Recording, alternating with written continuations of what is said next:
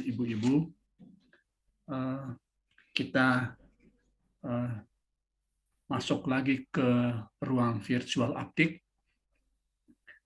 yang bisa saya ingat saja dan saya catat di sini dengan baik. Selain rektor, beliau menjadi dosen tetap di via Bikom, lulus doktor dari INS de Lyon. Saya nggak ngerti, nggak bisa baca bahasa Perancis, tapi ini satu universitas yang memang terpandang di Eropa. Kalau saya tidak salah termasuk rekor tinggi dia. Dan cukup menarik doktor dalam bidang ekonomi moneter, dan beliau secara konsisten menulis dalam bidang ini. Sehingga kalau Aptik sekarang mengundang Pak Ico untuk berbicara, nah dia adalah orang yang tepat untuk kita. Silakan Pak Ico. Terima kasih Pak Michael II, para ibu, bapak, suster, bruder, romo, dan rekan-rekan sekalian. Saya ini sudah cukup lama. Kalau mau berbicara kayak gini ini grogi itu udah cukup lama. Tapi hari ini saya grogi terus terang aja, bapak ibu sekalian, karena dua hal. Yang pertama tuh ini sesi terakhir, dan yang berbicara sebelumnya adalah orang-orang yang sangat kompeten. Jadi tentu saja sebagai orang yang berbicara terakhir, moga-moga ini tidak anti klimaks gitu, tidak terus kok enggak menawarkan apa-apa gitu. Itu yang pertama. Yang kedua juga karena saya ini orang dalam, jadi hampir semua pembicara saya kira sebelumnya itu adalah orang yang memang kita undang secara khusus, tetapi dalam kesempatan ini mungkin saya adalah salah satu-satunya bahkan di antara pembicara yang orang dalam. Jadi mungkin saya akan gunakan privilege itu sebagai orang dalam itu untuk nanti lebih mengelaborasi. Pertama tentu saja mencoba mensintesiskan apa yang sudah kita dapatkan outside in gitu ya, ide-ide yang kita sudah ikuti dari mulai sesi pertama sampai tadi sebelum ini. Dan kemudian yang kedua adalah kemudian respon kita apa, itu saya kira penting ya. Maksudnya karena itu tadi saya adalah orang dalam, tentu saja kalau saya bicara semata-mata dari sisi normatif gitu ya, itu lalu nanti akan ada pertanyaan, lalu dengan seluruh konstelasi yang ada itu lalu kita berbuat apa gitu. Saya kira itu dua hal yang ingin saya tawarkan dalam pembicaraan siang hari ini, dan saya ingin mohon izin untuk share screen. Bapak Ibu sekalian, ini dua butir refleksi yang saya ingin tawarkan untuk kita geluti sama-sama selama 30 menit ke depan dan nanti kita diskusi. Pertama-tama ada tentu saja kita sebagai komunitas Aptik itu sejak di sesi pertama itu diajak untuk memahami tanda-tanda zaman yang berubah ini. Jadi kita semua dituntut untuk kemudian dari sesi-sesi yang kita ikuti ini menyimpulkan sebetulnya tanda-tanda zaman ini apa saja, dan kemudian yang kedua tentu saja kita harus mengatur siasat, artinya merespon dengan kebijakan, dengan strategi pada level Aptik dan pada level perguruan tinggi masing-masing. Dan yang terakhir ini nanti saya akan sharing saja pengalaman dengan teman-teman di Unika Atmajaya. Nah, Bapak Ibu sekalian, kalau kita bicara soal lalu apa sih tanda-tanda zaman ya yang hari ini itu mengemuka gitu. Saya menyimpulkan dari banyak diskusi baik yang kita ikuti sama-sama dalam sesi yang kita miliki maupun diskusi di banyak tempat, di tempat lain, memang kita ini sedang mengalami apa yang disebut sebagai disrupsi ganda. Yang pertama adalah revolusi industri gelombang keempat atau Industrial Revolution 4.0. Jadi sebelum ini itu kalau ada seminar itu tidak ada judulnya 4.0, itu kayaknya kurang afdol gitu. Jadi pokoknya apa saja itu harus ada, industri 4.0 itu harus ada gitu. Jadi mau pertanian 4.0, mau pendampingan mahasiswa 4.0 dan sebagainya. Artinya itu memang milestone penting dalam peradaban kita ini. Jadi adopsi teknologi itu satu milestone penting. Tetapi yang kedua adalah kita dihadapkan pada disrupsi yang kedua, yaitu COVID-19. Dan ini agak bertolak belakang. Jadi kalau kita bicara soal Industrial Revolution 4.0 itu kita bicara soal betapa manusia ini mungkin sudah beberapa hal itu menyaingi kemampuan pencipta gitu ya. Jadi misalnya saja teknologi robot itu yang paling maju itu sejauh yang saya bisa ikuti adalah yang di sini ini adalah namanya adalah Sophia. Sophia itu satu robot yang dikembangkan oleh perusahaan di Taiwan gitu. Pernah diajak ke Indonesia robot ini oleh Ibu Mari Pangestu waktu itu dengan CSIS di Hotel Borobudur sebelum pandemi gitu.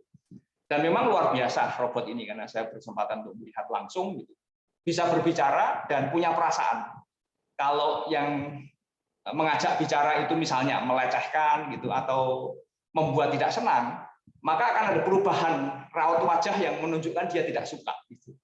Jadi robot pun sudah diajari berperasaan gitu. Tidak sekedar berpikir dan kemudian membuat simulasi dan sebagainya, tapi berperasaan. Betapa teknologi ini sudah membawa kita pada satu kemajuan yang luar biasa. Itu yang pertama. Yang kedua adalah teknologi membuat kita mulai bereksperimen untuk pergi keluar angkasa. Jadi sekarang ini mulai dan orang-orang kaya di dunia ini yang mungkin sudah kekurangan pekerjaan ya di dunia, maka dia mencari dunia lain dengan menawarkan program tamasya luar angkasa gitu ya. Mulai dengan Jeff Bezos yang punya Amazon dan beberapa yang lain itu sudah memulai proyek ini dan sudah berhasil. Artinya teknologi membawa kita kepada satu dunia yang kita belum kenal sebelumnya atau terra incognita itu teknologi membuat kita berada dalam situasi seperti itu. Tetapi revolusi yang kedua atau disrupsi yang kedua itu membuat kita menjadi sadar bahwa hidup ini begitu sederhana ternyata. Jadi untuk kita selamat dari COVID-19 itu nggak perlu teknologi yang begitu rumit, tetapi ya perlu pakai masker, jaga jarak, dan cuci tangan. That's it, gitu udah gitu. Dan itu membawa kita pada keselamatan. Otherwise, kalau kita tidak mengikuti itu, sesuatu yang sangat basic, ya kita akan punya resiko yang fatal, artinya bisa meninggal. Nah, ini saya kira dua tanda-tanda zaman gitu yang perlu kita coba simulasikan. Lalu ini sebetulnya message-nya apa?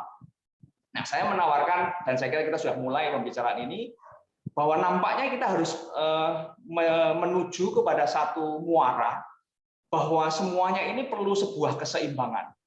Dan hanya dengan keseimbangan itulah maka terjadi keberlanjutan. Jadi isu tentang sustainability itu nampaknya akan menjadi salah satu core issue ke depan. Bagaimana kita tidak lagi bisa mundur gitu. Lalu teknologi yang sudah ditemukan itu yang membawa kita kepada perspektif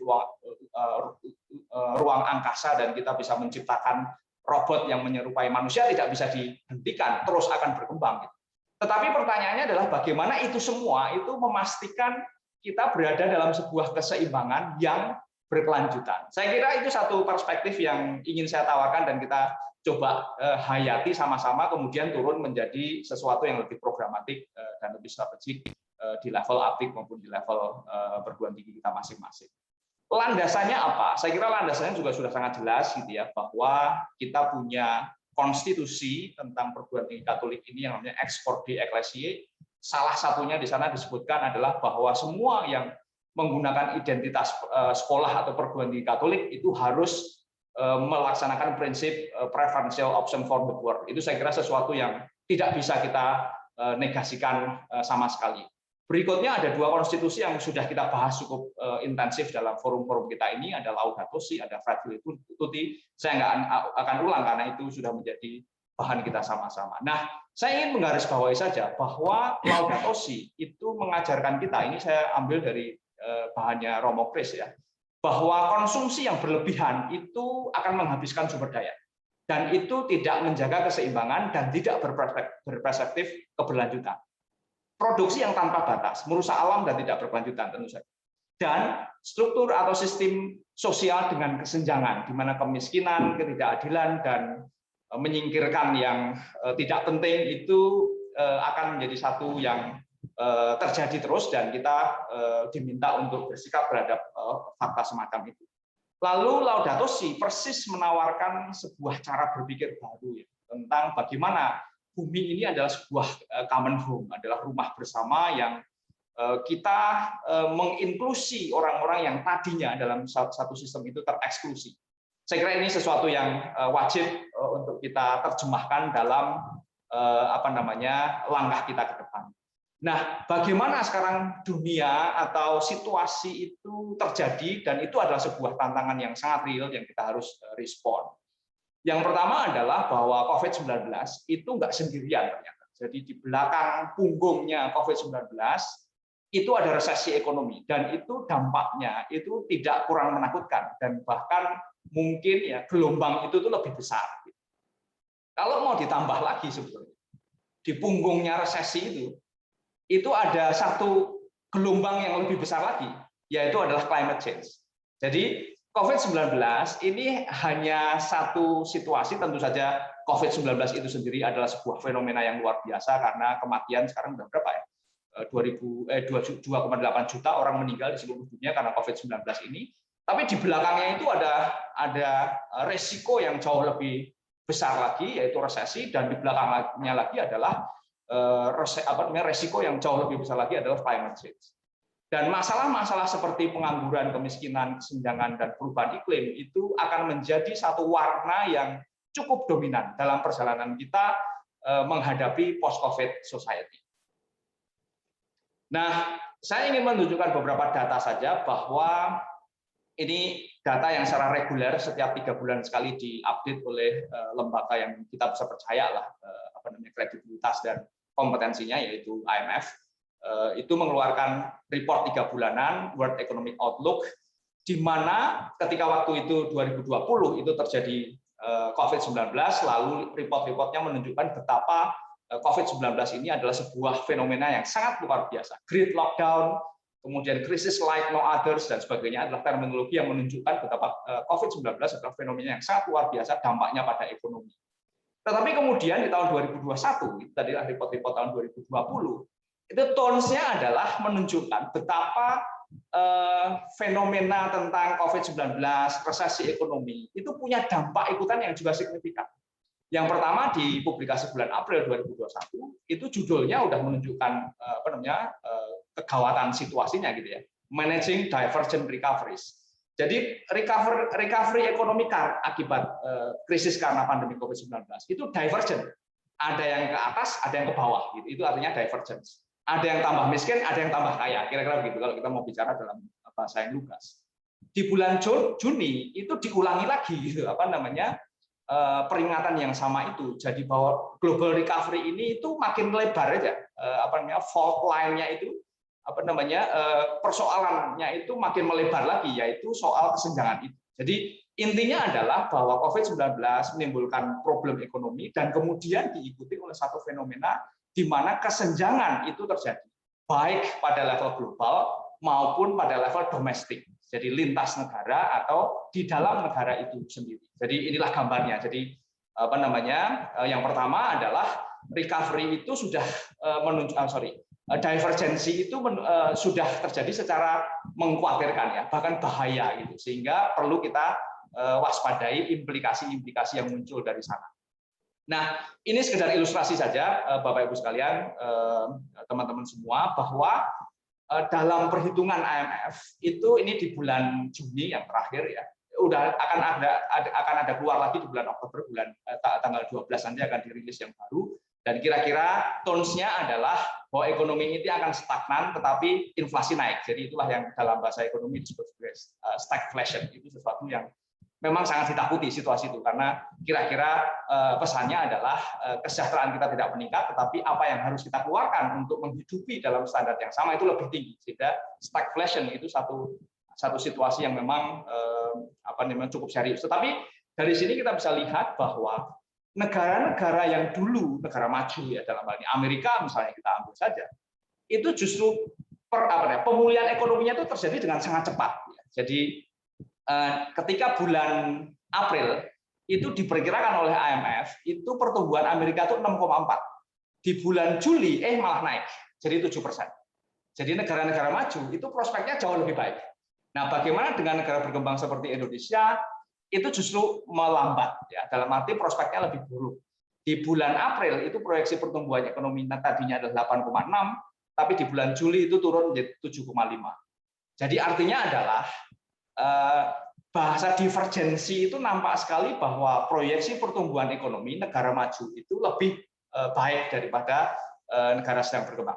Lebih baik dalam pengertian tidak angkanya saja, tetapi proyeksinya, ya. Dalam arti mereka itu negara-negara maju itu salah satunya Amerika itu diproyeksikan lebih baik dari perhitungan sebelumnya. Jadi perhitungannya lebih baik daripada negara-negara sedang berkembang. Nah, pertanyaannya adalah apa yang membuat negara-negara maju itu menjadi lebih cepat berpulih dari ekonomi karena resesi, dan yang kedua proyeksinya lebih baik. Ada dua hal yang membuat mereka itu lebih baik. Yang pertama adalah akses pada vaksin. Karena persoalan utama dalam ekonomi adalah ekonomi itu harus berhenti, terpaksa berhenti karena COVID-19. Sehingga satu-satunya cara untuk membuat ekonomi ini bangkit kembali adalah penyakitnya itu dikelola, dan cara mengelola penyakit adalah dengan vaksin. Hari ini cara terbaik untuk mengendalikan penyakit adalah dengan vaksin. Jadi semakin baik negara itu punya akses terhadap vaksin, maka prospek ekonominya akan lebih baik karena pelan-pelan ekonomi mulai dibuka dan aktivitas ekonomi mulai kembali lagi. Nah, akses vaksin itu ternyata nggak hanya soal vaksinnya itu sendiri, tetapi juga besaran uang yang dimiliki. Karena vaksin tentu saja perlu investasi, perlu penemuan, perlu biaya untuk mendapatkannya dan sebagainya. Jadi faktor yang kedua adalah besaran stimulus yang mampu diberikan oleh negara-negara itu dalam rangka merecovery ekonomi. Negara seperti Indonesia tentu saja kemampuannya untuk melakukan stimulus pada ekonomi itu sangat terbatas karena uang kita nggak banyak gitu ya. Tetapi negara seperti Amerika dan negara-negara maju hampir nyaris tidak terbatas dalam pengertian mereka bisa mengeluarkan surat utang seberapapun mereka mau gitu ya, karena mereka negara besar, tidak ada resiko uang itu pergi dari mereka. Kalau kita itu problemnya adalah semakin kita banyak mengeluarkan surat utang untuk membiayai stimulus ini, maka akan semakin kita tergantung kepada pendanaan asing dan kita akan sangat rentan terhadap gejolak yang muncul karena perpindahan alokasi investasi secara global. Jadi dua hal itu yang membuat ekonomi mereka, negara-negara maju itu cepat pulih. Satu karena vaksin yang lebih baik, dua adalah karena dananya nyaris tidak terbatas. Karena itu, recovery yang terjadi adalah recovery yang berbentuk huruf K. Artinya adalah, atau K-shaped recovery. Artinya adalah, satu, negara-negara yang punya akses lebih baik, baik dalam hal vaksin maupun dalam hal pendanaan, itu akan recover lebih cepat. Sementara negara-negara yang tidak punya akses vaksin lebih baik dan tidak punya pendanaan yang cukup akan cenderung lebih lama recovery-nya. Dan itu juga terjadi pada sektor-sektor ekonomi. Ada beberapa sektor ekonomi yang justru quote-unquote diuntungkan dengan pandemi ini. Misalnya saja adalah sektor yang berbasis teknologi.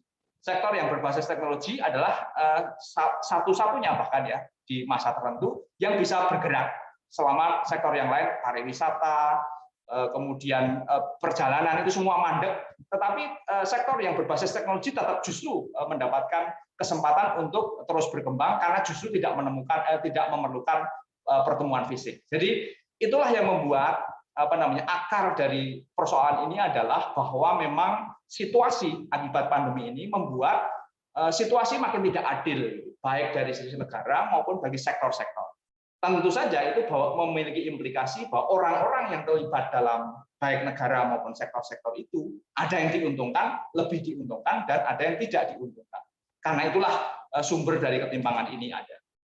Nah, bagaimana dengan Indonesia? Indonesia adalah salah satu negara yang bahkan sebelum pandemi COVID-19 pun kita itu Gini rasio atau kesenjangannya itu sudah merah ya. Merah adalah yang paling mengkhawatirkan gitu ya. Sementara yang kurang merah itu kurang mengkhawatirkan, dan kita lihat Indonesia sama dengan China, di mana angka Gini rasionya itu sudah pada level yang mengkhawatirkan itu sebelum pandemi COVID-19.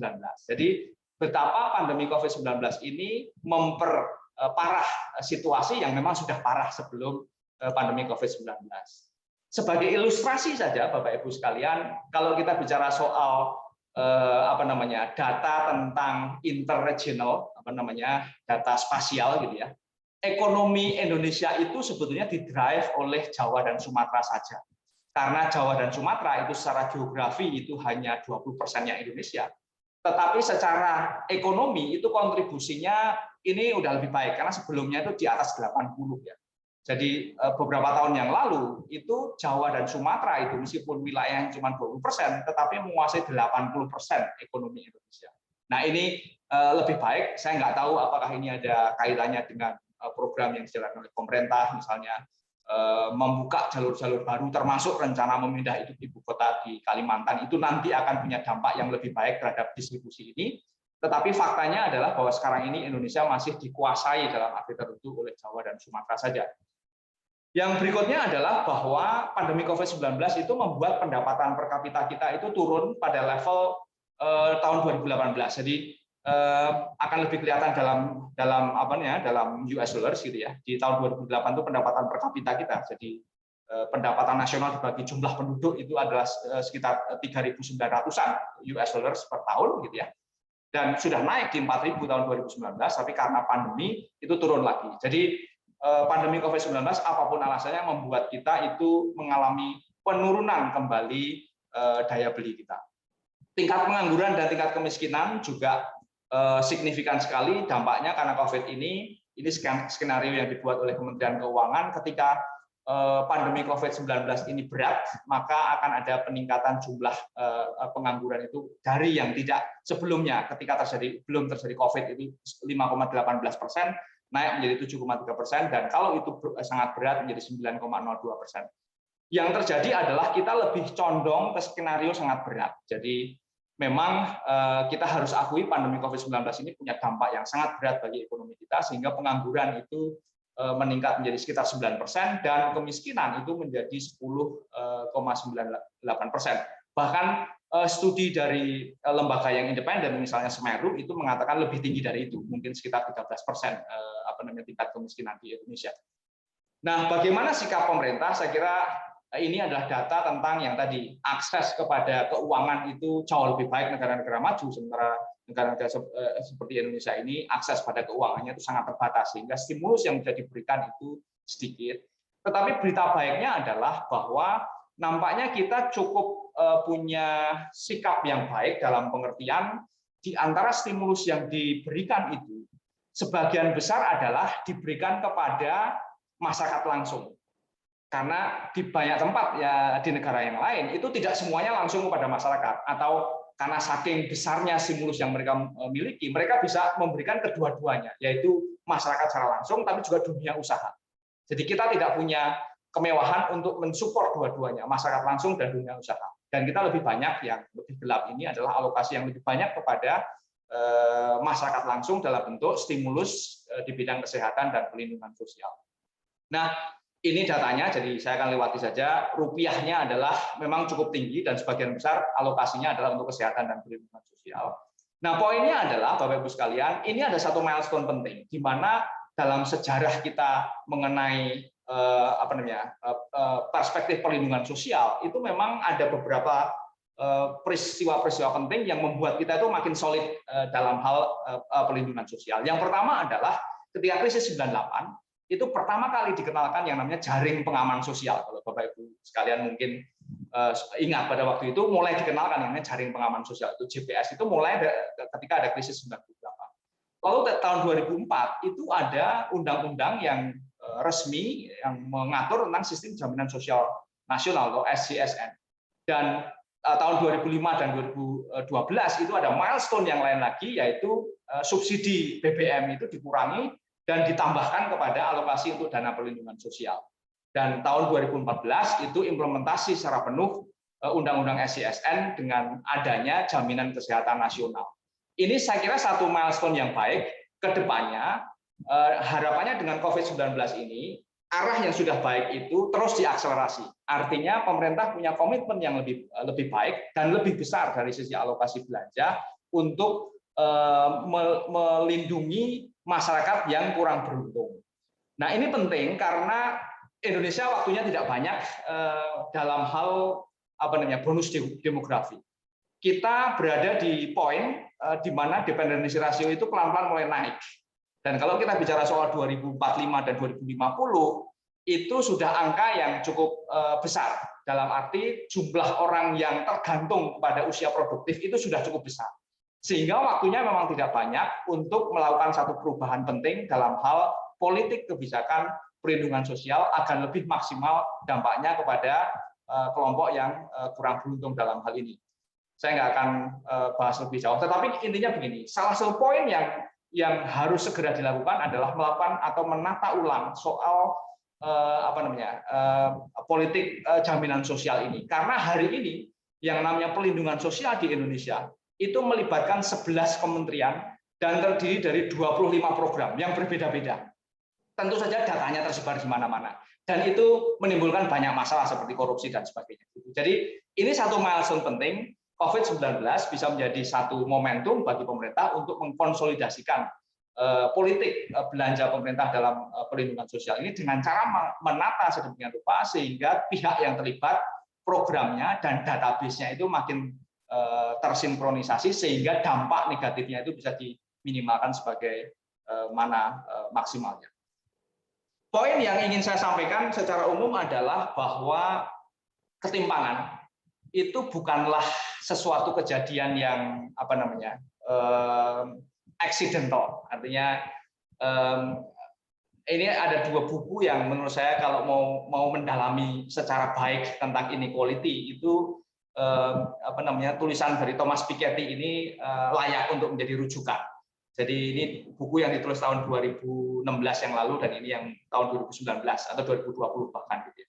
Kira-kira message-nya adalah bahwa ketimpangan itu adalah sebetulnya buatan manusia, bukan sebuah kecelakaan sejarah gitu. Nah, karena itu poinnya adalah untuk memperbaiki ketimpangan itu diperlukan juga langkah tangan manusia untuk memperbaiki kebijakan. Kira-kira begitu. Dan bahkan Thomas Piketty ini menyarankan bahwa kebijakan itu direorientasi secara drastis dengan cara pajak itu dimaksimalkan. Dia menulis satu proposal bahwa orang yang kekayaannya itu di atas 1 miliar US dollars itu harusnya membayar pajak 90% dari pendapatan mereka. Itulah yang kenapa buku ini tidak disukai oleh orang-orang kaya gitu ya, negara-negara maju dalam hal ini karena proposalnya sangat progresif, memberikan pajak yang progresif kepada orang dengan kekayaan yang tinggi. Tapi poinnya adalah bahwa ketimpangan itu bisa dikoreksi, kira-kira begitu. Nah, berikutnya adalah moga-moga waktunya cukup dalam beberapa menit ke depan. Isu yang kedua adalah soal climate change. Ini saya coba tayangkan satu laporan yang dibuat oleh World Economic Outlook yang setiap tahun membuat global risk report gitu ya. Dan memang dari survei ini kelihatan sekali bahwa tahun 2021 itu yang dianggap satu resiko dalam masyarakat global itu tentu saja adalah COVID-19 ya, infectious disease. Tetapi yang kedua adalah climate change action. Ini saya kira satu catatan yang menarik untuk kita lihat sama-sama bahwa soal isu climate change itu climate action itu menjadi resiko yang dianggap penting oleh masyarakat global bahkan ketika pandemi COVID-19 itu terjadi. Jadi dua unsur ini, dua variabel ini, infectious disease atau COVID-19 dan climate action failures itu adalah dua variabel yang dianggap sebagai sesuatu yang sangat mungkin terjadi dan resikonya sangat impactful, sangat luar biasa. Nah, kalau dilihat survei beberapa tahun terakhir, sejak tahun 2012, itu isu tentang extreme weather itu selalu menempati urutan pertama sebagai resiko yang paling harus diantisipasi. Artinya apa? Artinya adalah sejak tahun 2012 sebetulnya secara global, masyarakat global ini sudah punya kesadaran yang baik gitu ya, bahwa isu lingkungan itu harusnya menjadi isu yang dimitigasi secara baik dan diantisipasi dengan baik gitu. Faktanya bahwa itu tidak terjadi, maksudnya antisipasi dan mitigasi itu tidak terjadi dengan baik. Ilustrasi yang lain adalah misalnya ini adalah satu polling yang dilakukan di Jerman yang kemarin lagi pemilu itu, bahwa yang oleh The Economist dianggap sesuatu yang agak istimewa adalah bahwa di tengah situasi yang semacam ini, pergantian politik di Jerman, kemudian ada isu coronavirus, itu isu climate change juga itu dianggap sesuatu poin yang justru lebih penting dari isu coronavirus itu sendiri. Jadi ini menunjukkan bahwa memang COVID-19 adalah satu game changers gitu ya dari peradaban manusia. Nah, ini bagian terakhir Bapak Ibu sekalian sebelum nanti kita diskusikan sama-sama bahwa COVID-19 itu bukanlah satu-satunya peristiwa sangat dramatis seperti sekarang ini. Ada banyak pandemi atau endemi lah ya. Tapi yang pandemi yang yang ada boldnya warna hijau inilah sesuatu yang memang sangat luar biasa. Jadi sebelum ini skala yang juga sangat besar adalah yang terjadi ketika terjadi apa yang disebut sebagai Spanish flu.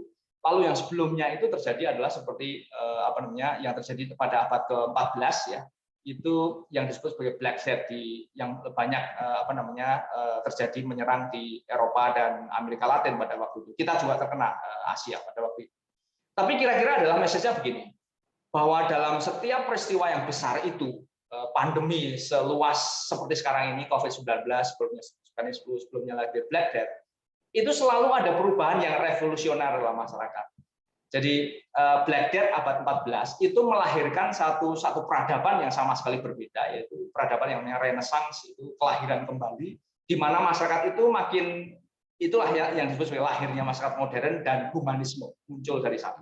Jadi justru karena Black Death itu muncullah satu peradaban baru yang kira-kira membawa harapan yang lebih baik. Spanish flu juga begitu, memicu satu upaya untuk melakukan koordinasi yang lebih baik secara global dan muncullah lembaga-lembaga multilateral yang kemudian di akhir Perang Dunia Kedua itu muncul dalam bentuk organisasi-organisasi besar seperti Bank Dunia, IMF dan sebagainya. Dan dari situlah muncul yang namanya gejala besar tentang globalisasi itu terjadi. Nah, pertanyaannya adalah Bapak Ibu sekalian, COVID-19 ini mau kita arahkan, kalau kita ini adalah pelaku sejarah hari ini ya, kita arahkan untuk membawa perubahan ke arah mana gitu. Saya merujuk pada dua buku ini yang mungkin kalau Bapak Ibu sekalian pengen mendalami lebih jauh, ini buku yang menurut saya sangat inspiratif. Yang kira-kira bunyinya bahasanya begini. Pandemi dan juga climate change itu adalah apa yang disebut sebagai anthropogenic. Artinya itu buatan manusia, bukan kejadian alam. Bahkan kalau di bukunya Epidemic and Society ini sampai merujuk kepada sejarah Hippocrates. Hippocrates tahun 400 sebelum Masehi udah bicara bahwa penyakit itu adalah soal keseimbangan tubuh, bukan soal kutukan kutukan Tuhan atau kutukan setan. Waktu itu mungkin belum ada Tuhan. Tapi penyakit adalah soal keseimbangan tubuh yang tidak terjaga. Nah, kesadaran itu sudah ada sejak 400 sebelum Masehi. Tetapi dunia ini selalu lupa kepada pada wisdom yang sudah ada itu. Dan dalam buku ini juga disebutkan bahwa pandemi COVID-19 itu kalau skala persoalannya itu begitu besar, itu juga bukan sesuatu yang terjadi begitu saja. Itu kesalahan manusia itu untuk membuat proyeksi. Dia mencontohkan begini, di negara-negara maju seperti Amerika, itu yang namanya penyakit menular itu dianggap penyakit yang tidak mutu lah kira-kira begitu. Itu penyakit negara sedang berkembang gitu lah. Karena bahkan sekolah-sekolah kedokteran di banyak universitas terkemuka di Amerika misalnya itu sudah tidak menempatkan persoalan penyakit menular itu sebagai persoalan yang penting untuk diantisipasi. Maka yang dikembangkan adalah ilmu tentang kanker, ilmu tentang penyakit jantung dan sebagainya. Tapi ilmu tentang penyakit menular itu dianggap sudah selesai dan beberapa sudah ditutup. Nah, persis karena inilah sebenarnya kita tidak siap untuk menghadapi satu fenomena global yang sebesar ini, persis karena kita sudah menghindarinya, tidak mengembangkan itu. Jadi ini beberapa hal yang saya kira menarik untuk kita antisipasi sama-sama. Terakhir saya akan mengutip satu statement yang menurut saya penting dari Managing Director IMF ini mengatakan bahwa pandemi COVID-19 ini harusnya membawa kita kepada satu kesadaran bahwa dunia ke depan ini haruslah dunia yang makin hijau atau greener, makin smart karena adopsi teknologi dan makin fair karena kita makin memberi perhatian yang lebih baik dan lebih inklusif karena perlindungan sosial itu terjadi di mana-mana. Bahkan beberapa tulisan itu menyebut bahwa COVID-19 mestinya membawa kita kepada satu sistem yang untuk beberapa waktu lalu sudah mulai dihilangkan, yaitu soal welfare state. Jadi sistem welfare state, apalagi welfare state yang berbasis teknologi, itu nampaknya akan menjadi satu pilihan model ke depan yang realistis untuk kita jalankan. Nah, ini sharing saja, mungkin dalam 2 menit saya akan selesaikan bahwa kami di Unika Atmajaya kalau ditanya seluruh persoalan itu lalu implikasinya apa? Implikasi bagi kami adalah kami harus merombak renstra yang kami sudah punya. Jadi sebelum COVID-19 kita sudah punya renstra ini, dan persis ketika kita menjalankan karena renstranya itu 2020 sampai 2024, persis terjadi pandemi COVID-19. Maka yang kami lakukan adalah kami merombak renstra itu. Yang pertama adalah repositioning renstra. Jadi kita ingin mengadopsi wawasan keberlanjutan ini menjadi satu core dari strategi kita, yang khususnya adalah menyiapkan generasi yang lebih transformatif dalam menyiapkan dunia yang lebih berwawasan kelanjutan. Ini adalah statement yang kami rumuskan, Atmajaya for Sustainable Futures, dan ini adalah indikator-indikator yang umum, ya, SDGs. Saya kira ini bahasa yang sangat universal. Kalau tadi di depan saya mengatakan Universitas Katolik itu salah satu konstitusinya adalah Escorde Ecclesiae, dan di sana disebutkan bahwa kita harus punya preferensi terhadap kemiskinan. Di sini juga ada. Visi dari SDGs adalah dunia tanpa kemiskinan. Saya kira ini sangat Katolik, kira-kira begitu ya, sangat Escorde Ecclesiae gitu ya. Dan kita adopsi ini sebagai satu indikator tentang apa yang akan kami kembangkan secara akademik, apa yang akan kami kembangkan dalam hal riset, dan apa yang akan kami kembangkan dalam pengembangan mahasiswa dan alumni. Saya kira saya akan berhenti di situ supaya kita punya kesempatan untuk berdiskusi. Terima kasih. Ya, terima kasih Pak Ico. Ini sengaja saya tidak potong karena Pak Ico mau running supaya selesai, jadi mesti selesai sampai memperkenalkan posisi repositioning UAJ untuk mendukung sustainability sebagai terjemahan dari Escorde Ecclesiae dan Laudato Si. Nah, ini menarik bahwa sudah ada pertanyaan beberapa. Silahkan yang lain bisa lanjutkan. Ini ada dari Kendal, ya, dari Dikbud Yuhan Dikbud Kendal. Izin bertanya kepada Bapak, sejauh mana pandemi COVID-19 di Indonesia berdampak positif pada kepedulian sosial masyarakat. Nah, ini mungkin mempertajam ilustrasi dengan ilustrasi seperti yang tadi dikemukakan Pak Ico. Silakan Pak. Oke, baik. Saya kira ada 2 level ya yang bisa disampaikan sebagai respon kita terhadap pandemi COVID-19. Yang pertama adalah level pemerintah, dan saya kira jelas sekali bahwa pemerintah punya komitmen yang lebih besar untuk melindungi kesejahteraan masyarakat dengan alokasi budget yang lebih besar untuk kesehatan dan dana sosial, kira-kira begitu.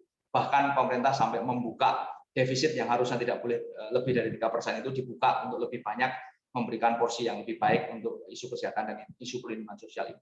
Tapi yang saya kira menarik adalah pada level masyarakat sendiri, yang saya kira dengan pandemi COVID-19 ini niatan untuk saling membantu dan berbagi itu terjadi di mana-mana, dan itu tidak hanya fenomena nasional tapi juga fenomena global. Ini saya kira satu modal penting yang perlu kita sadari sama-sama, bahwa masyarakat itu punya niat dan punya arah dan punya visi yang lebih baik dalam soal kepedulian sosial. Gerakan yang muncul dari sisi civil society, dari masyarakat itu terhadap skala persoalan yang memang sangat besar ini, sebuah perkembangan yang mungkin tidak terjadi sebelum pandemi COVID-19. Dan mestinya itu tidak bisa dibiarkan begitu saja pergi. Maksudnya ketika nanti situasi sudah berangsur pulih, lalu itu semua juga ikut hilang. Saya kira tugas kita mungkin kalau kita bicara soal bagaimana pendidikan itu menyiapkan adalah mestinya semangat semacam ini perlu di-preserve dan perlu disistematisasi dengan lebih baik, sehingga memang menjadi satu watak yang khas dari masyarakat pasca COVID ke depan, dan utamanya adalah generasi muda yang kita dampingi di dalam institusi kita masing-masing. Saya kira itu Pak Alex, Pak Michael. Oke, baik. Ini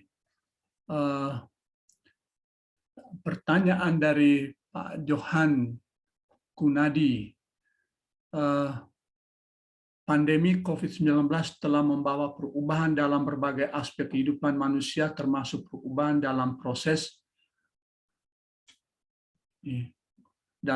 pembelajaran. Sebagai negara yang diprediksi akan mendapatkan bonus demografi beberapa tahun mendatang, apakah proses pembelajaran saat ini akan mempengaruhi kualitas SDM Indonesia di masa mendatang?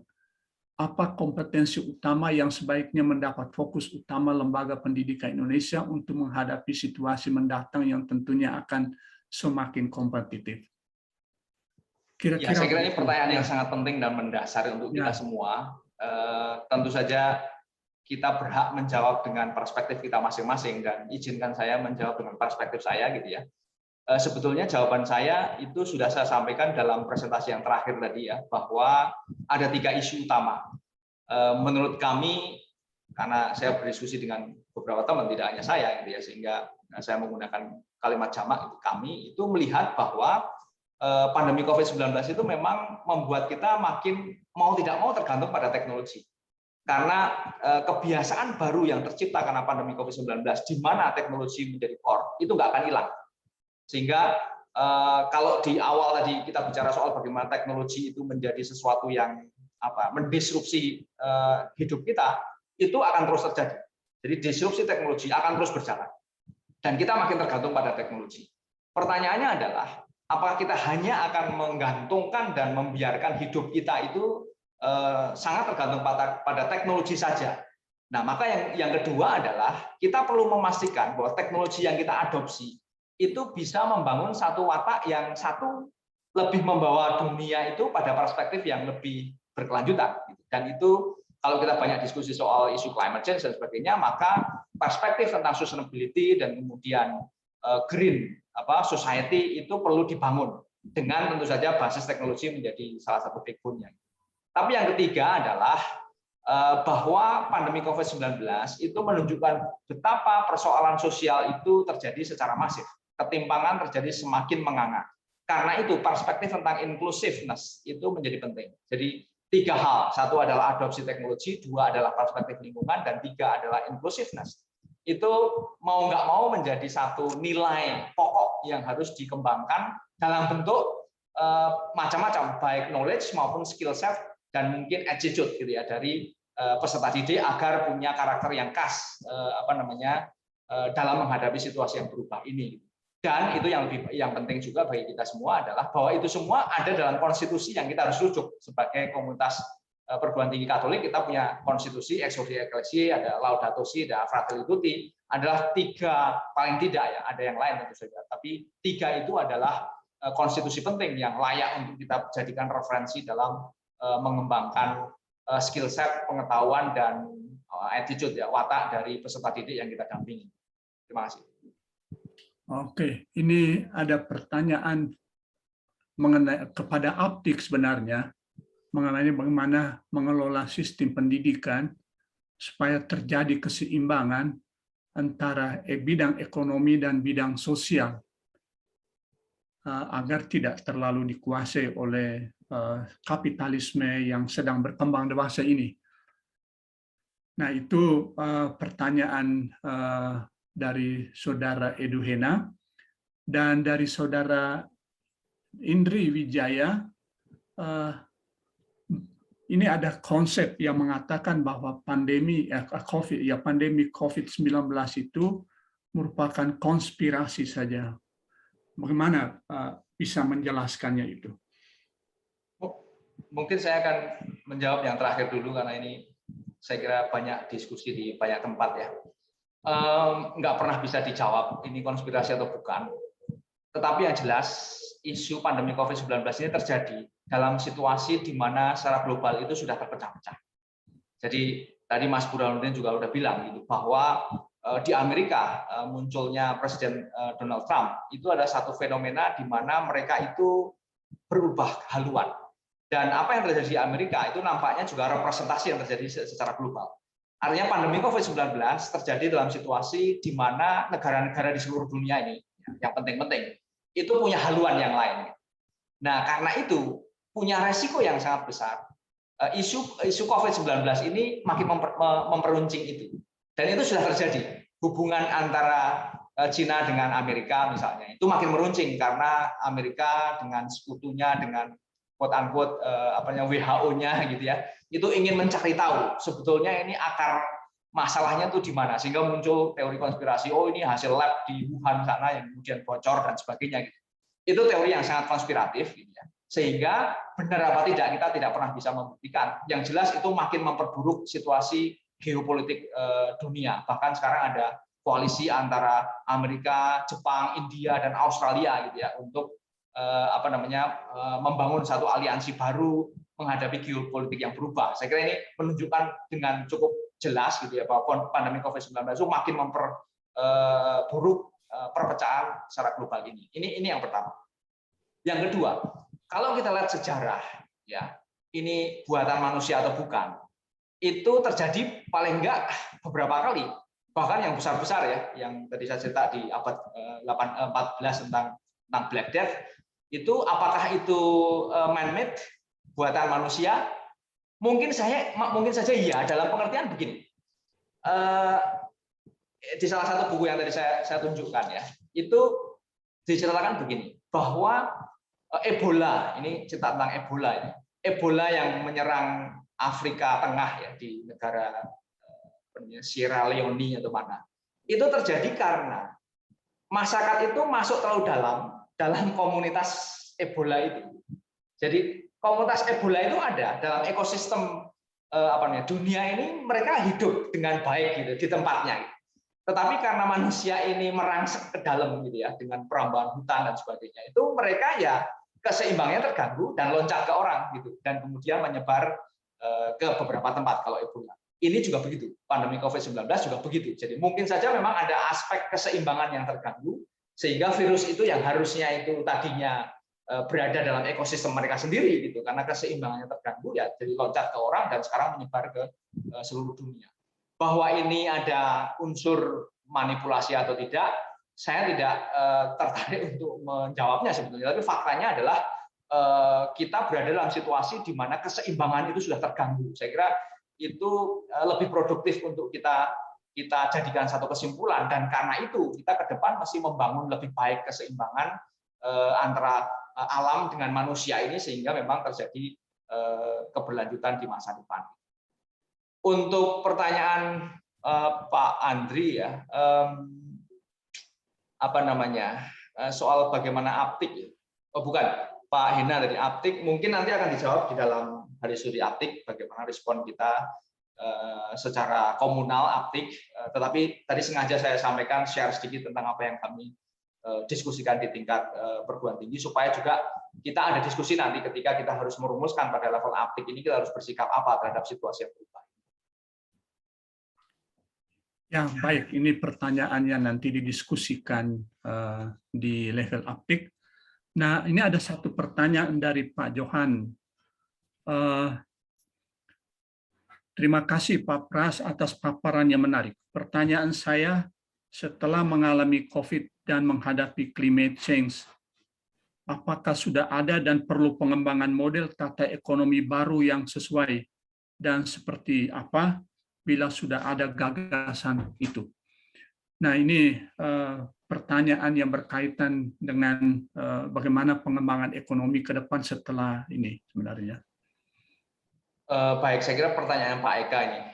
Pak Eka adalah Rektor Sanata Dharma, Pak Mikael, jadi pasti berat pertanyaannya dan sangat relevan. Begini, memang ada beberapa perkembangan yang menarik terkait dengan ilmu-ilmu atau skill set atau pendekatan baru yang mencoba merespon situasi yang terakhir gitu. Misalnya saja sekarang ini bahkan pada level degree program ya, yang saya tahu di Oxford itu misalnya sekarang ini ada jurusan tentang circular economy.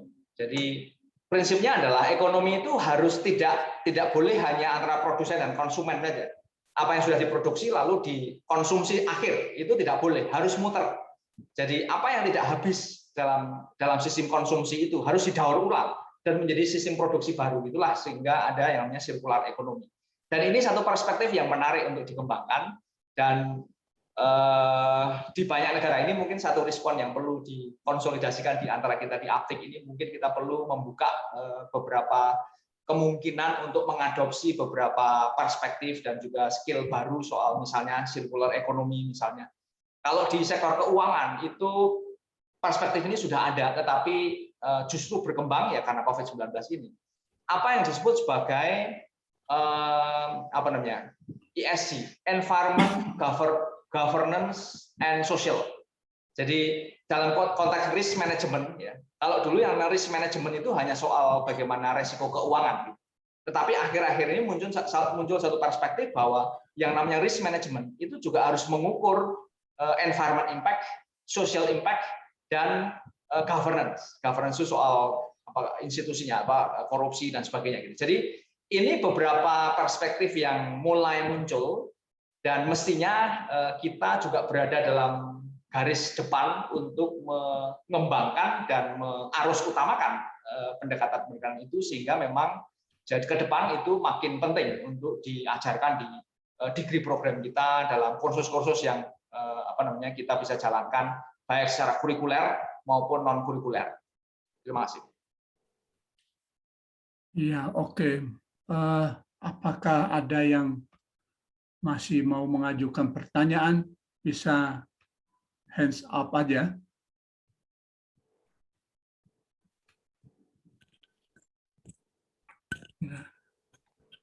Masih ada satu Pak dari Pak Egidius, Romo Egidius. Ya. Di mana saya? Ya, silakan Pak. Ini kalau kebetulan nggak bisa baca. Ada dari Romo Egi, Pak Mikael. Ya, silakan Romo.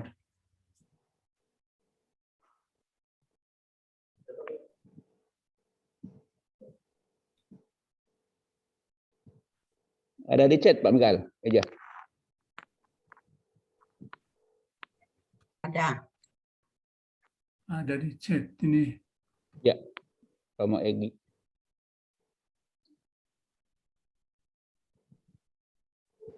Ini Ya, mungkin ini pertanyaannya adalah efek COVID-19 dan adanya climate change bagi dunia pendidikan secara global berupa penggunaan IT secara masif dalam tata kelola seluruh aspek pendidikan. Apakah fakta ini menjadikan sistem pendidikan global akan semakin efektif dan efisien, baik dari sisi penyelenggaraan maupun dari sisi output? Kalau boleh saya jawab ya Pak Michael ya. Saya kira begini, bahwa penggunaan teknologi, kalau kita bicara soal sistem pendidikan, kan hari ini kalau kita menjalankan online learning, itu kan sama sekali tidak by design, karena by design kita itu ya tetap ketemu tatap muka. Tetapi karena tidak mungkin dilakukan secara tatap muka, maka terpaksa harus mengadopsi online learning. Jadi sebetulnya online learning yang kita lakukan sekarang ini sebetulnya bukan digital learning atau online learning yang sebetulnya yang didesain secara sengaja gitu ya. Tapi ini secara tidak sengaja, by accident lah, tidak by design. Nah, tetapi kedepannya menurut saya ini sesuatu yang mungkin tidak akan hilang seutuhnya. Kalaupun nanti sudah mulai normal, saya kira ini satu kebiasaan baru yang mesti dicari dicari aspek positifnya. Satu, tentu saja regulasi pemerintah mesti diikuti. Tetapi kalau kita mulai terbiasa dengan online learning atau digital learning seperti sekarang ini, harusnya ya kita bisa lebih inklusif dalam pengertian ya apa yang dilakukan oleh teman-teman Aptik sekarang itu misalnya ada pertukaran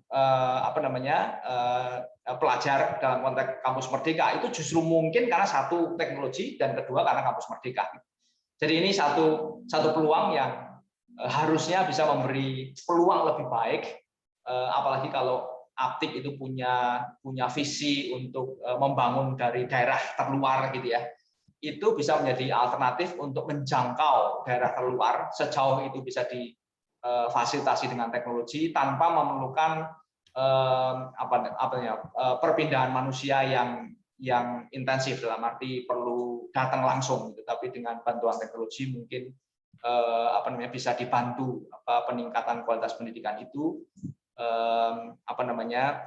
Dan ini menjadi model yang perlu dikembangkan ke depan secara sengaja, karena hari ini lebih karena merespon situasi yang harus dilakukan, tidak secara by design dengan baik. Terima kasih. Ya, baik. Terima kasih. Ini memang masih ada lagi kalau kita masih sampai dengan jam 12.15, masih cukup waktu.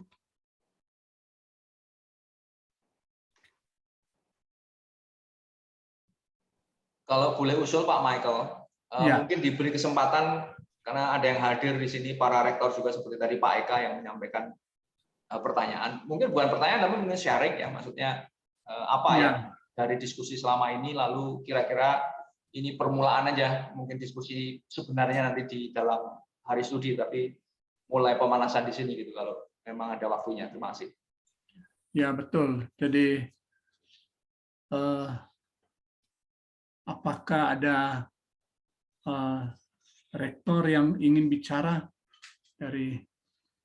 karena ini berkaitan dengan bagaimana proses transformasi seperti yang tadi diusulkan oleh Pak Ico dengan melihat Atmajaya sebagai model, tapi proses repositioning yang dipikirkan di Atmajaya ini mungkin juga dilakukan juga di beberapa perguruan tinggi yang lain gitu, sebagai sharing untuk melihat apakah memang tantangan yang tadi disebut dengan disrupsi ganda, revolusi 4.0 dan COVID-19 itu menjadi tantangan real yang harus membuat kita menjaga supaya universitas atau pendidikan kita memang sustainable. Nah, saya sebetulnya berpikir kalau seandainya memungkinkan, justru ada perubahan-perubahan yang dilakukan di Atmajaya yang kadang-kadang di luar dugaan kita, karena justru ketika terjadi pandemi 19 itu banyak dosen dalam butuh waktu tidak lebih dari 3 minggu atau 4 minggu sudah bisa menyesuaikan diri dengan.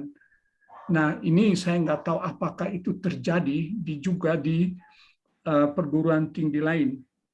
Karena seingat saya misalnya ketika kita harus belajar online itu banyak dosen itu pada saat pertama memang agak kagok, tapi setelah itu sudah dengan sendirinya. Nah, tapi ada pertanyaan yang tadi sebetulnya apakah memungkinkan kita berpikir tentang attitude mahasiswa ke depan yang hasil online learning ini, karena biar bagaimanapun sebagai dosen kita hampir tidak pernah menyapa secara personal. Dari visi dosen atau guru sebagai orang yang bisa membimbing mahasiswa itu tampaknya sulit untuk dipraktikkan. Bagaimana, Pak?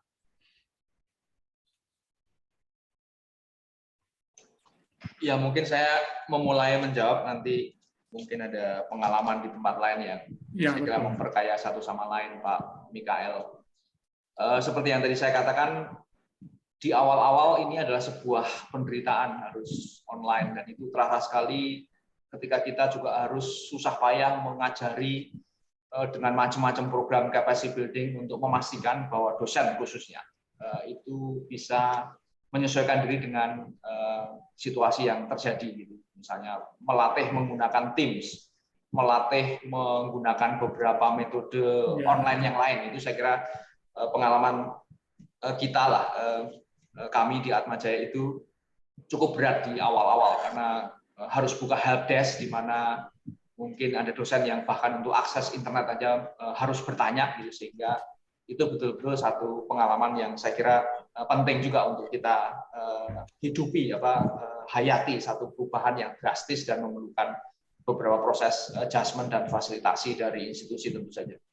Tetapi saya kira memang setelah itu ada banyak kemudahan yang kita hadapi dan ada kecenderungan untuk kita tetap mempertahankan situasi itu untuk menikmati online, karena apalagi kalau kita bicara di Jakarta itu harus pergi ke kampus secara fisik itu mungkin sebuah penderitaan juga kan, harus berdebat dengan kemacetan kalau itu di kampus Semanggi, sehingga kuliah online itu menjadi pilihan yang lebih menggembirakan kira-kira gitu. Saya kira ini satu situasi yang dalam arti tertentu mungkin positif, karena yaitu tadi kalau harus ke kampus Sudirman itu waktu yang diperlukan sebagian besar, saya sendiri perlu 2 jam dari rumah saya ke kampus Semanggi. Bisa dibayangkan kalau sehari itu 4 jam di jalan itu bisa dipakai dengan online, itu saya kira punya nilai positif. Tetapi hal lain yang perlu dipertimbangkan memang perjumpaan secara pribadi dan kemudian pembentukan karakter itu dalam beberapa hal tidak bisa disubstitusi dengan dengan online. Kami punya pengalaman yang menarik, ini saya kira penting, bahwa kami mencoba terus menjalankan aktivitas yang dulu dilakukan dengan bantuan online. Misalnya apa? Kalau pembelajaran saya kira kita semua sudah mengikuti dan sudah mengalami semuanya. Tapi misalnya adalah sistem yang kita punya dan saya kira di banyak tempat juga dimiliki itu sistem kaderisasi. Bagaimana kita menjalankan sistem kaderisasi gitu ya? Metode-metode kaderisasi dengan cara online. Dan itu saya kira satu pengalaman yang juga menarik gitu ya. Intinya adalah selalu ada peluang dan kesempatan untuk kita bisa berkembang di satu sisi, tetapi tetap harus ada beberapa hal yang kita harus antisipasi. Ketemu fisik itu memang tidak bisa diganti pada akhirnya, gitu. Tetapi adopsi teknologi adalah sebuah kesempatan untuk mengembangkan di hal yang lain. Jadi kuncinya sebetulnya melakukan blended, melakukan hybrid, melakukan percampuran antara keduanya. Saya kira kita sendiri, kami di Atmajaya sudah punya arah ke depan. Sistem pembelajaran itu memang mau tidak mau adalah hybrid dan blended. Gitu. Tidak lagi ingin berorientasi kembali full offline seperti sebelum pandemi COVID-19. Nah, ini bagaimana diterjemahkan ke dalam sebuah sistem pengajaran, kurikulum, assessment, dan administrasi pendukung. Saya kira itu menjadi tantangan yang menarik untuk kita diskusikan sama-sama. Nah, ini Pak Eka sudah raise hand. Ya, silakan Pak Eka. Terima kasih Pak Mikael, terima kasih Pak Ijo atas presentasinya. Terima kasih atas kesempatan yang diberikan kepada saya. Ada 2 hal yang ingin saya sampaikan sebagai pemicu diskusi selanjutnya. Yang pertama, saya sebenarnya gelisah dengan COVID ini kan, sebagaimana disampaikan oleh Pak Ijo bahwa ekonomi digital yang paling ampuh gitu. Persoalannya ekonomi bangsa kita ini kan masih mengandalkan kepada sumber daya alam dan sebagainya. Maka pertanyaan saya adalah sejauh mana kita menyiapkan diri untuk memasuki ekonomi digital ini, karena di ekonomi digital kata kuncinya adalah akses dan kreativitas. Nah, kreativitas ini menjadi persoalan, sementara pemerintah Indonesia saat ini memang baik memperbaiki akses lewat jalan tol, pelabuhan dan sebagainya. Tapi sebenarnya ke depan yang lebih dibutuhkan adalah akses digital. Kenapa tidak dibuat satelit yang bisa mengcover seluruh Indonesia ini, dan bahkan kalau perlu menciptakan sistem-sistem digital yang didesain untuk bangsa Indonesia, seperti Cina membuat Google sendiri, lalu kita membuat platform sendiri dan sebagainya. Itu yang pertama. Nah, maka saya ingin tanggapan Pak Ijo, sejauh mana para pemikir ekonomi Indonesia mengarah ke sana. Yang kedua, transformasi digital ini juga pasti akan menyerang pendidikan tinggi. Tapi bagi saya persoalannya lebih pelik, gitu kan. Yang kita perlukan saya kira pedagogi digital yang kita belum tahu, dan saya takut kalau yang terjadi adalah seperti apa yang terjadi di luar pendidikan. Yakni pertama, listrik tidak ditemukan oleh pembuat lilin, dan Gojek tidak ditemukan oleh Bluebird. Nah, saya khawatir pendidikan masa depan tidak mungkin dikembangkan oleh pendidikan tinggi yang selama ini ada, karena menuntut cara pandang baru, asumsi baru dan seterusnya. Itu yang kami khawatirkan. Maka persoalannya adalah bagaimana kita diaptik bisa terbebas dari kungkungan selama ini untuk bisa menjadi seperti Gojek, bisa menemukan listrik gitu kan, karena kita ini pabrik lilin misalnya gitu. Nah, ketika sampai belajar dari rumah, wisuda pun dari rumah, tes masuk pun dari rumah, lalu bagaimana ke depan? Apakah masih relevan dan bagaimana caranya mengawal, lebih-lebih ketika Pak Ijo menyebutkan sustainability tadi. Pertanyaan besarnya sejauh mana kita sustain menghadapi belajar dan menghadapi pengalaman hidup selama 2 tahun ini. Itu saja Pak Ijo, terima kasih. Ya, Pak Ijo, ini pertanyaan menarik nih. Ada 2 dari Pak Eka ini. Baik, saya mencoba merespon, tapi saya tidak berpretensi untuk menjawab Pak Eka. Jadi kita semua sama-sama mencari jawaban itu. Saya kira benar ya, bahwa kita menghadapi situasi yang sama di mana pertanyaannya itu apakah model perguruan tinggi yang sekarang kita kembangkan itu akan bertahan di masa depan, dan apakah jangan-jangan memang sedang terjadi sebuah disrupsi yang kita nggak tahu gitu. Tiba-tiba aja nanti ada muncul pendekatan-pendekatan baru yang ternyata itu lebih relevan gitu ya. Kita mungkin terkaget-kaget, loh kok ternyata ada ya yang namanya Unstaz itu Asia Cyber University atau apa gitu, itu full online semuanya gitu misalnya. Atau UT yang ternyata sekarang ini jauh lebih relevan daripada Unstaz konvensional seperti kita. Itu saya kira satu situasi yang memang harus dijawab oleh kita, dan sayangnya memang tidak bisa dijawab dengan cara pandang yang sama. Itu agak beratnya di situ. Sementara kita itu harus mengamankan lapak yang ada sekarang. Sehingga kita mungkin tidak punya cukup perspektif untuk memikirkan jenis atau bisnis model yang baru. Nah, ini saya kira satu tantangan yang secara real kita hadapi bersama, dan mungkin kita juga perlu cari tahu itu apa namanya, bagaimana kita bersama-sama bisa memecahkan dilema atau paradoks itu. Nah, kalau yang pertama Pak Eka, saya kira pemerintah sudah punya arah yang menurut saya jelas ya, bahwa memang backbone teknologi menjadi perhatian utama, dan kita sebenarnya sudah punya arah yang baik. Perkara implementasinya masih perlu ada perbaikan sana sini. Saya kira itu sesuatu yang khas Indonesia gitu ya. Rencananya baik, tetapi implementasinya selalu perlu perubahan terus-menerus gitu. Kita punya palaparing yang harusnya itu bisa mengcover seluruh kebutuhan akses di daerah-daerah sampai ke daerah-daerah terluar. Gitu. Paling enggak grand desainnya begitu. Nah, yang kedua, menurut saya kalau tadi satu akses digital, dan kedua adalah kreativitas. Saya tuh barusan dikirimi data dari teman. Indonesia itu ternyata jumlah startup-nya itu kedua terbesar setelah Singapura kalau kita bicara soal Asia ya. Jadi dibandingkan China tentu saja kita kalah jauh ya. Tetapi untuk kawasan, kalau kita bandingannya ada Thailand, Filipina, Vietnam, Malaysia, kita jauh lebih tinggi. Artinya kita punya potensi orang-orang muda yang harusnya baik gitu. Maksudnya dari sisi, kalau tadi Pak Eka menyebut kreativitas, harusnya kita punya modal yang nggak jelek. Tidak sebaik China dan Singapura, tentu saja karena Singapura itu akses pada modalnya lebih baik dari kita. Tapi bahwa kita di antara semua kesulitan ini ada banyak startup teknologi yang muncul dari kita. Bahkan salah satu yang kemarin, meskipun tidak semuanya modalnya dari kita karena disontek oleh dana dari luar, itu Tokopedia dan Gojek kemarin saya kira menjadi satu milestone penting. Tapi itu hanya satu puncak gunung es di mana kreativitas mahasiswa, orang-orang muda kita harusnya bisa menjadi modal yang baik. Dan saya kira persis di situ perguruan tinggi, karena kita ini perguruan tinggi dalam arti adalah mendampingi segelintir kelompok masyarakat yang banyak ini.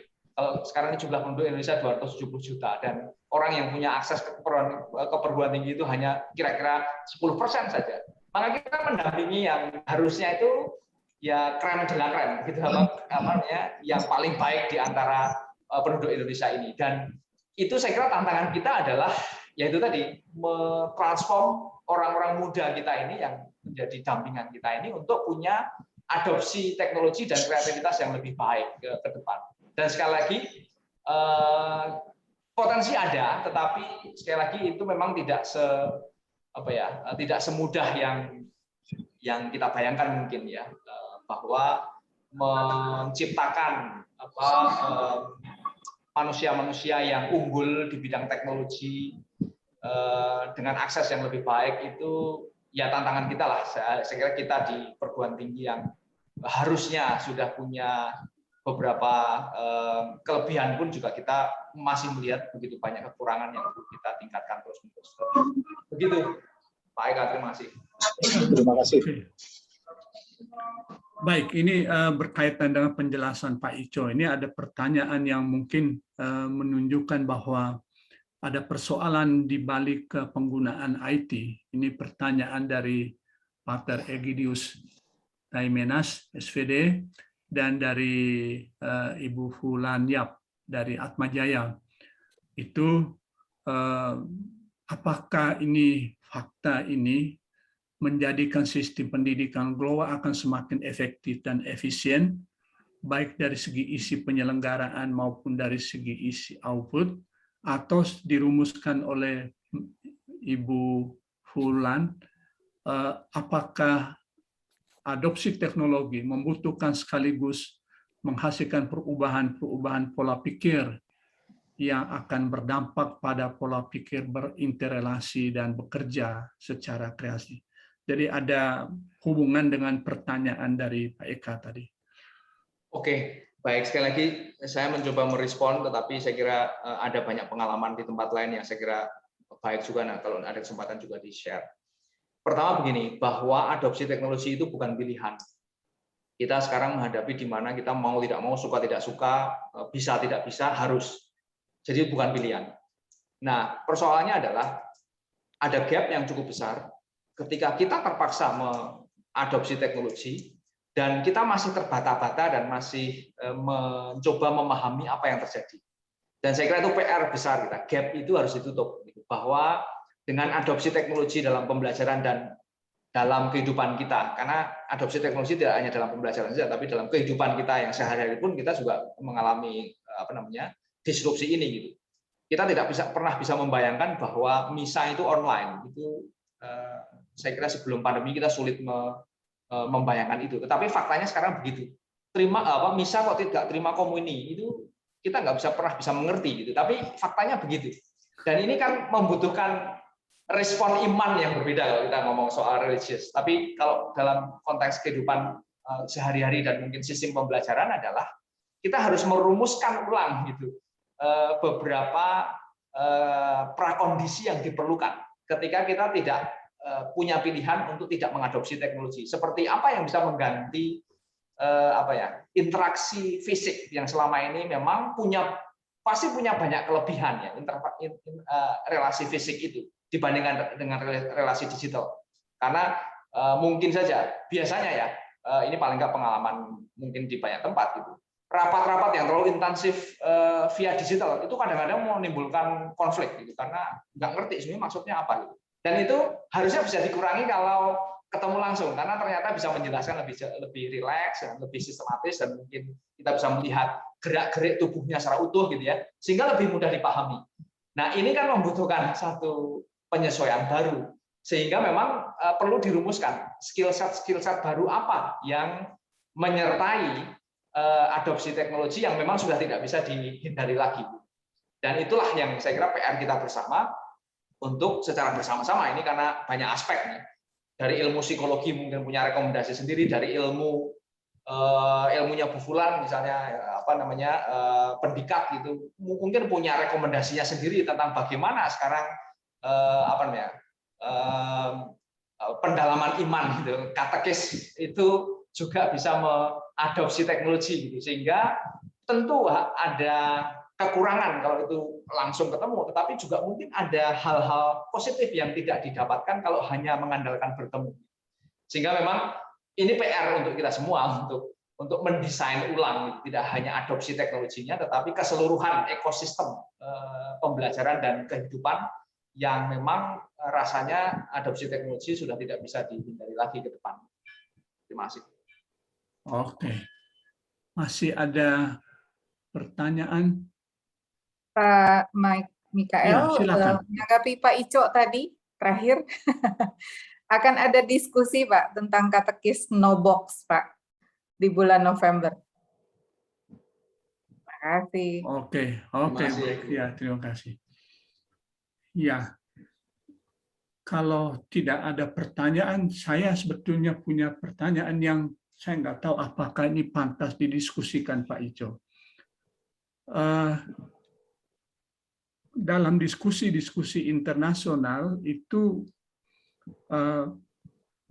pandemi itu menjadi persoalan serius karena semacam totalitarianisme baru yang tidak pernah kita antisipasi dan membuat kita tidak berdaya sama sekali. Nah, itu satu. Jadi karakter disrupsi yang Pak Ico jelaskan di bagian pertama itu menurut saya hal yang mencemaskan banyak orang tentang pandemi, karena itu kalau bagus kalau diatasi adalah ini semacam totalitarianisme baru dalam bidang kesehatan yang sulit kita pecahkan sehingga hubungan antara manusia itu menjadi terkooptasi. Yang kedua, tentang teknologi ini dalam diskusi juga yang sama, ini yang dipikirkan oleh banyak orang itu adalah teknik membuat yang kita anggap sebagai tradisi. Itu dengan sendirinya menjadi tidak terjembatani. Ini kekhawatiran ini ya tidak hanya dalam bidang agama, tapi juga bagaimana penghargaan relasi sosial ini dengan sendirinya runtuh dengan model interaksi baru ini. Nah, apakah ini sekadar refleksi yang belum tentu, atau saya kira dalam arti tertentu ini persoalan serius. Dan Aptik memang mesti menjawab masalah ini, karena tidak mungkin kita melihat pengembangan IT itu tanpa melihat side effect yang berkaitan dengan pengembangan budaya, pendidikan yang menekankan sisi pedagogis yang diatur dengan gaya aksi refleksi yang terus-menerus. Nah, itu saya kira menjadi catatan penting, Pak Ico. Mudah-mudahan ini tidak menjadi masalah. Saya percaya bahwa Pak Ico memang di Atmajaya berjuang mati-matian supaya IT itu betul dikelola dengan baik sehingga seluruh proses belajar itu berjalan dengan baik, karena tidak ada cara lain.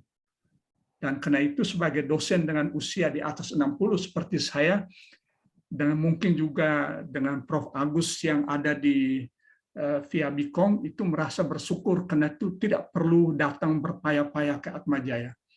Kira-kira begitu, Pak Ico.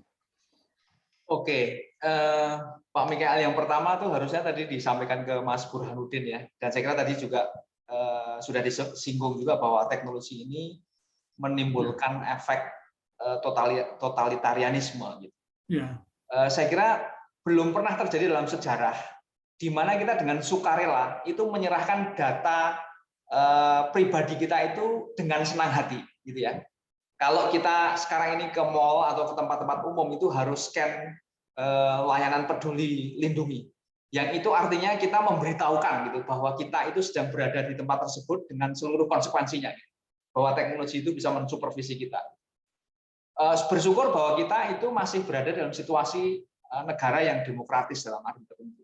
Tapi bayangkan apa yang terjadi di Hong Kong, di mana dan China gitu, di mana negara itu akan punya otoritas yang sangat personal, tahu di mana orang-orang yang punya suara negatif terhadap negara itu bisa dinomori 1, 2 sampai ratus, berapa ratus itu. Dan itu dengan mudah. Jadi sekarang ini bagi aktivis pro demokrasi di Hong Kong yang kita bisa lihat dalam diskusi itu, yang paling takut adalah kalau mukanya itu dikenali lewat CCTV atau apa gitu. Jadi kalau mereka demo itu selalu pakai topeng. Jadi supaya nggak facial recognition gitu, jadi diambil gitu. Karena kalau begitu diambil ya semuanya datanya akan ketahuan gitu dengan facial recognition itu. Jadi betapa teknologi itu membuat satu fenomena negara totalitarian itu makin menjadi-jadi gitu. Aktivis Uighur itu di China itu ya semuanya sudah track record digitalnya sudah ada di tentara, jadi kapanpun mau diambil tinggal diambil aja. Jadi ini satu hal yang memang regresi demokrasi itu bisa terjadi karena adopsi teknologi. Kalau yang kedua, saya kira ini memang PR bagi kita semua, dan saya kira saya tidak punya pretensi untuk menjawab secara penuh, tetapi mungkin saya justru ingin mengajak untuk kita semua, mungkin komunitas aplik ini, untuk bagaimana kita memaknai dengan satu pendekatan, perspektif, metode, dan macam-macam ya, terkait dengan situasi yang terakhir ini kita harus hadapi, di mana kita mau tidak mau harus lebih tergantung kepada teknologi dalam sistem pembelajaran kita. Terima kasih Pak Mikael. Oke, Pak Slamet itu raise hand. Silakan Pak Slamet. Makasih Pak Michael. Saya ingin melanjutkan apa yang tadi Pak Michael 2 sudah sebutkan itu tentang student attitude, dan bisa dilanjutkan mungkin dengan lecturers attitude Pak Michael 2. Mungkin itu bisa dielaborasi untuk bisa ditanggapi Pak Ico dan kawan-kawan lain. Saya kok merasa Pak Michael ada sesuatu yang terlintas di pikiran tadi. Terima kasih Pak Michael. Iya, ada satu diskusi yang menurut saya agak mencemaskan oleh teman-teman yang sedikit mencurigai teknologi digital, yaitu bahwa tradisi misalnya, tadi sudah dijawab oleh Pak Ico, misalnya tradisi agama, hormat pada orang tua, sesudah itu apalagi juga misalnya kehidupan bersama yang dijaga dengan baik dalam tradisi-tradisi itu melalui teknologi digital itu menjadi terabaikan. Kenapa? Karena dalam teknologi digital itu kan orang bisa berpikir atau bekerja secara mekanistik, tidak pernah berpikir bahwa dengan siapa dia berhadapi, dengan guru atau dengan orang tua atau untuk kehidupan bersama. Jadi andai kata kita tidak pernah bertemu dengan seseorang yang lebih tua, itu kita nggak pernah merasa bahwa ini orang yang pantas dihormati. Nah, saya membayangkan seperti misalnya anak-anak muda itu berpikir bahwa mereka tidak melihat bahwa hormat pada orang tua itu penting. Nah, ini satu diskusi yang dengan sikap yang sedikit tradisionalis sedikit, tapi ini kecemasan yang memang sering dipikirkan oleh banyak orang. Mengamati misalnya bagaimana media sosial misalnya bekerja, berkembangnya hoax dan sebagainya, itu sebetulnya berangkat dari bagaimana orang tidak pernah bertanya atau berefleksi ketika menyampaikan sebuah pesan kepada orang banyak dalam media sosial. Nah, itu kalau itu masih dilihat sebagai sesuatu yang bisa diatasi, menurut saya nggak apa-apa. Saya menambahkan aja, Pak Mikael. Saya tuh membayangkan begini, anak-anak ya, anak-anak kita lah, yang terima komuni pertama nih saat pandemi. Saya nggak bisa membayangkan tuh pengalaman. Kan kalau kita itu komuni pertama itu ya terima komuni beneran gitu. Sementara anak-anak kita yang harusnya terima komuni pada masa pandemi ini, mereka nggak punya pengalaman itu karena komuninya online. Ini saya kira satu tantangan yang serius, bagaimana pengalaman pengalaman personal, kalau ini dan pengalaman spiritual itu juga hilang di beberapa tempat. Mungkin teman-teman kita yang anak-anak kita yang masuk menjadi mahasiswa itu ketika pandemi 2 tahun terakhir ini nggak pernah mengalami kuliah di kampus. itu juga mungkin akan punya attitude yang berbeda gitu ya.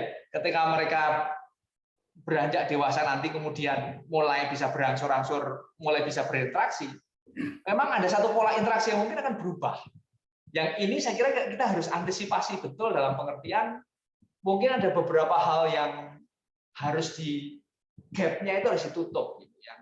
Kalau kita menyadarinya dari sekarang itu saya kira akan kita tidak terkaget-kaget sendiri gitu bahwa itu ada resiko gitu. Mungkin anak-anak yang kuliah itu udah langsung online itu tidak tahu caranya bagaimana kuliah menurut cara yang kita yakini selama ini ada. Atau kalau mau dibalik sebetulnya mungkin saja kita juga harus menyesuaikan diri bahwa kuliah ke depan mungkin memang akan beda gitu, sehingga kita tidak punya lagi ekspektasi akan kembali sebelum pandemi, termasuk bagaimana relasi antara dosen dengan mahasiswa yang selama bertahun-tahun kita hidupi sebagai sesuatu yang wajar dan seharusnya gitu. Itu aja, Pak. Ya, Ibu Fulan. Ya, Pak Ico, Pak Mikael, menyambung ini, saya justru mengalami yang berbeda dari yang dikhawatirkan oleh Pak Mikael dan kawan-kawan tadi itu ya.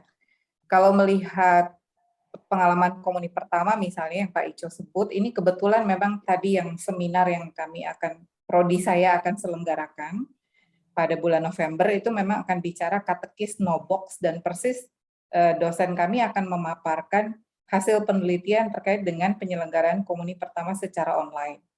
Yang garis besarnya justru mengejutkan ketika tadi yang dikatakan ya, modifikasi itu dibuat gitu sedemikian rupa sehingga malah dengan belajar komuni pertama di rumah, orang tua jadi terlibat luar biasa gitu, ketimbang anaknya dikirim ke paroki, belajar di paroki atau di sekolah gitu. Bahkan dari cerita satu bagian yang sudah dipresentasikan oleh dosen kami itu, yang nanti juga akan disiarkan di seminar, bahkan ada orang tua yang justru mau mencari sakramen taubat setelah sekian tahun tidak menerima sakramen taubat, setelah mendampingi anaknya mengikuti komuni pertama. Jadi ada kayak kalau mau dibilang istilah blessing disguise gitu ya, ada gitu di sana dan bisa ditemukan dan sangat mungkin, tapi kuncinya memang sekali lagi bagaimana kita mengubah gitu. Modulnya harus diubah gitu, nggak bisa pakai modul komuni pertama seperti yang sudah ada gitu selama ini dan mengandaikan temu darat. Tapi ternyata ada hal baik yang muncul.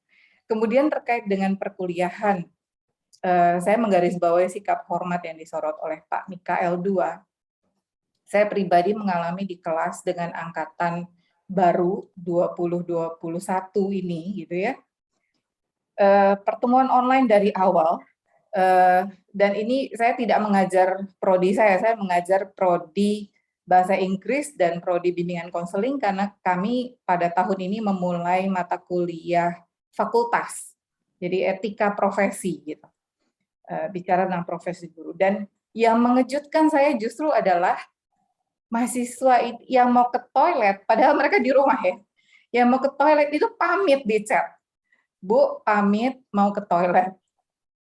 Oke, saya sendiri susah menjawab pada saat itu kan, karena mengajar atau mengelola dinamika gitu kan ya. Tapi setelah selesai saya lihat chat loh, isi chatnya itu pamit ke toilet gitu. Kemudian kalau tidak masuk mau vaksin, mereka pun WA saya. Ada yang WA saya, lalu ada yang WA hari ini karena ada mati listrik dan sebagainya, itu mereka justru pamit gitu, Bu, mati listrik di tempat saya, internet tidak masuk, tapi mereka tetap masuk walaupun sudah terlambat 30 menit. Gitu, dan saya hargai itu dengan presensi, memperhitungkan presensi. Jadi saya melihat ini anak-anak mungkin native, digital native ini mereka ya, angkatannya sudah ya. Dan ternyata mereka juga punya tata krama yang bisa di luar dugaan kita gitu, Pak Mikael.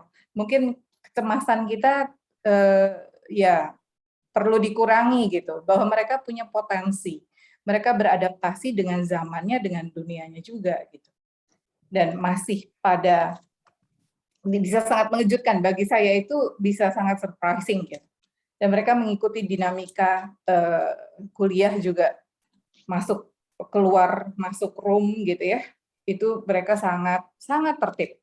Itu yang demikian yang saya alami di kelas. Terima kasih. Oke, baik Ibu Fulan ya. Ini sudah di penghujung Pak Ico. Terima kasih banyak.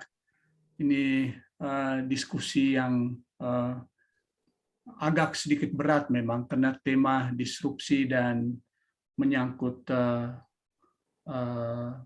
revolusi 4.1 ya, sesudah itu dengan pandemi itu isu yang sulit, dan Pak Ico sudah berhasil menjelaskan kepada kita bahwa berdasarkan spirit ex corde ecclesiae dan Laudato Si, mestinya universitas perguruan tinggi pertumbuhan aptik itu berusaha untuk mencari jalan sustainability. Nah, model yang disajikan di Atmajaya itu bisa diikuti kalau bisa, tetapi kreativitas dari perguruan tinggi di masing-masing di daerah itu mestinya dihargai dan didiskusikan dalam ruang aptik. Jadi terima kasih Pak Ico, dan saya kembalikan ke panitia. Baik, terima kasih kepada narasumber kita baik pada sesi pertama maupun kedua tadi, kepada Bapak Burhanuddin Muhtadi ME PhD dan Bapak Agustinus Prasetyoko PhD, serta moderator kita Bapak Dr. Mikael II, Bapak Ibu Romo Suster, Bruder. Selanjutnya akan disampaikan penyerahan apresiasi dan ucapan terima kasih yang disampaikan oleh Bapak Dr. Andes Kasdin Sihotang. Kepada Pak Kasdin dipersilakan. Baik, terima kasih Suster. Ya, para Romo, Bapak Ibu sekalian dan Suster, kita patut berterima kasih kepada para pembicara pada hari ini, khususnya untuk sesi kedua yang dibawakan oleh Bapak Agustinus Prasetyantoko PhD, Rektor Atmajaya, dengan tema Masa Depan dan Tantangan Demokrasi dan Sosial Ekonomi Indonesia, Transformasi Sosial Ekonomi Indonesia, Tantangan dan Arah ke Depan. Saya kira kita semua merasakan penambahan wawasan sekaligus untuk semangat kembali untuk menggerakkan berbagai kreativitas di dalam perguruan tinggi kita masing-masing, yang nanti tentu akan menjadi fokus diskusi kita di hari studi yang akan datang. Untuk itu Pak Ico, kami semua menyampaikan terima kasih dan menyerahkan penghargaan melalui pemberian sertifikat secara virtual ini. Mudah-mudahan diterima dengan baik. Terima kasih Pak Ico. Terima kasih Pak Kasdin dan Bapak Ibu semua para hadirin. Ya, terima kasih juga kepada moderator, kepada Bapak Mikael II, ya, kolega di Pusat Pengembangan Etika Atmajaya. Saya kira hari ini kita cukup terbantu dengan pengaturan, moderasi, ya, jalan lalu lintas diskusi. Sekali lagi kami atau kita semua mengucapkan terima kasih kepada Pak Mikael. Ya, berikut kita sampaikan sertifikat ucapan terima kasih secara virtual. Baik, kita tepuk tangan semua untuk Pak Mikael II. Baik, saya serahkan kembali ke Suster. Terima kasih, Suster.